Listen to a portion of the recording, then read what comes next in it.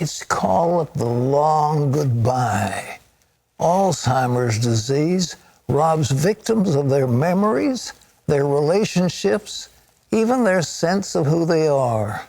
It slowly steals their life away long before their heart stops beating. But what if there was a way to reverse the symptoms of Alzheimer's? Well, it turns out there is. Here's our medical reporter, Lorie Johnson, with some very good news. A number of Alzheimer's patients are describing how they regained their memory after starting the Bredesen protocol. It's not a drug. Instead, it's a number of lifestyle changes, including diet, exercise, and much more, each designed to address the approximately 40 different causes of Alzheimer's. As you can imagine, I was terrified. 9 years ago, after Julie Gregory got lost on a very familiar road, she soon learned she had Alzheimer's. I have lived in this town in the foothills of Georgia for 20 years, and I would run into people in shops who knew me very well, and Lorie, I had no idea who they were.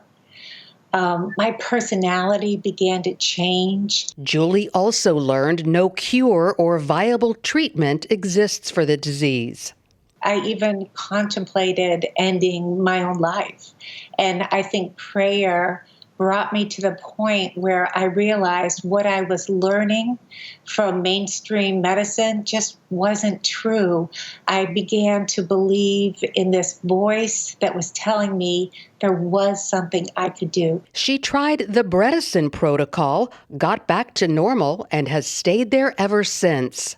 What he does is identify and address every person's contributor to their symptoms. It's just plain old common sense, and my experience shows me that it works. Sally Weinrich tells a similar story. I forgot to pick up my grandchildren twice, one morning in the morning for school, within a month period of time. 5 years ago, Sally also considered suicide after experiencing the unmistakable signs of Alzheimer's. I had 2 relatives die from it, really 3 relatives die from it, on both sides of my family. I knew I was at risk for it. I had a dread for it. She believes God led her to Dr. Dale Bredesen. I had all of the Dr. Bredesen's causes of Alzheimer's, and I think in my case, my Alzheimer's would have progressed very rapidly. Instead, the opposite happened. The best thing about my Alzheimer's today is I have answers for it, and I have reversed it. It is wonderful. I love life. I enjoy life. Sally, Julie, and 5 others describe their amazing reversals in the first survivors of Alzheimer's, how patients recovered life and hope in their own words. They gave their specific protocols because they are personalized. Here's what each person did, how they did it, what their workarounds were, etc. Over 2,000 people are currently on the plan. Clinical trial results released in 2020 showed 84% of plan participants with mild cognitive impairment experienced improved cognition. 12% continued to decline, and 4% showed no change. In the people in our trial that we recently published, we actually saw increase instead of decrease in their gray matter in their brain. So you can actually see that there's improvement not only in their test scores, but also in their MRIs.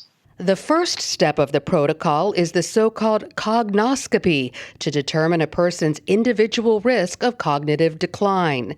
This involves a computer quiz to assess your mental capability, as well as a number of blood tests to identify which areas a person needs to make changes. And often there are 10 or more, and then we target those with a precision medicine sort of approach. For most, that involves a low-carbohydrate diet, intermittent fasting, plenty of exercise, sleep, eliminating toxic exposures, as well as hormone and nutrient balancing.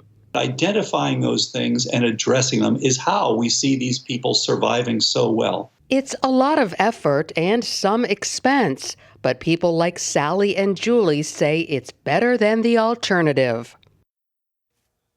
Lorie, they used to talk about amyloid plaques. There was some kind of a germ or bacteria that cause this.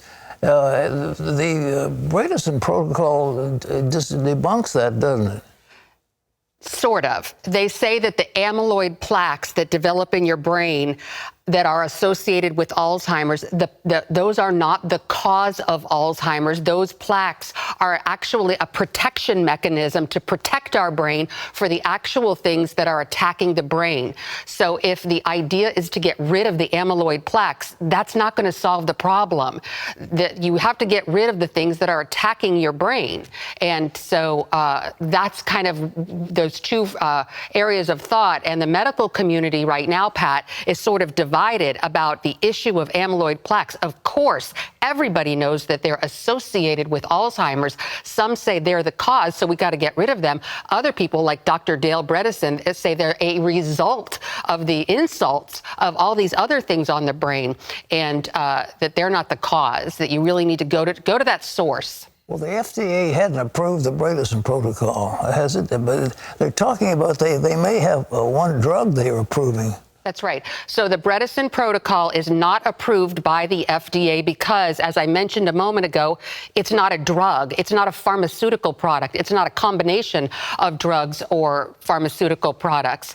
So, but that's not to say that a lot of doctors aren't behind it. There are 2,000 doctors, medical doctors, who have trained in the Bredesen protocol. I actually go to one right here in this area a year ago. I went to her. She's a medical doctor. I had my cognoscopy. I've been on the Bredesen protocol for an entire year, and there are lots of other doctors around the country who can help people with it. And to find out more information, go to our website, cbnnews.com. You can hear my personal story. You can watch the entire interview that I just did with Dr. Bredesen and find out all about this Bredesen protocol, which is a little bit complicated. But so, yes, you talked about the other Alzheimer's, Aduhelm, which was approved 2 months ago. This drug is, this approval by the FDA of Aduhelm is being investigated by a congressional committee right now. And also, the FDA is doing an internal investigation about the approval process. The medical doctors who were advising the FDA, not one single one of them advised the FDA to approve this. After the FDA approved it anyway, 3 of them quit. I know one of them, actually. He is the person who is the chancellor at the medical school where my son graduated. Another one of these doctors who quit the committee said in his resignation letter that approving that drug was the worst decision the FDA has ever made. So that drug is very controversial, Pat. Right, just in a capsule. Well, it's the same sort of thing we deal with. It's the inflammation problem, isn't it? Our body has got inflammation. And that's the results of eating all this messy food we eat. Am I right? Absolutely, you're correct. And so Sally Weinrich, one of those women who, by the way, she and her husband love the Lord Jesus so much. And she said that this Alzheimer's program that she's on is also a great way to prevent cancer and heart disease, because you're right, it's largely about inflammation of the brain. But it's a little bit more complicated than just eating right and exercise. There are some other things. For example, Sally had an issue with mold, a toxic mold, and so she needed to get rid of that exposure because it was affecting her brain. The other woman had a tick-borne disease that was the bacteria from that was still in her body and attacking her brain. But the good news is they addressed these things and got rid of them. Well, Lorie, thank you so much. Ladies and gentlemen, this is a silent death. It is the most awful, awful thing. I've known some people who have had Alzheimer's, and it just breaks your heart to see their slowly but surely losing consciousness of who they are. And it's a silent death. We don't want to have it with anyone. This book is called The First Survivors of Alzheimer's. Dale Bredesen, MD. I recommend you get it. You can get it wherever books are sold. It's too important to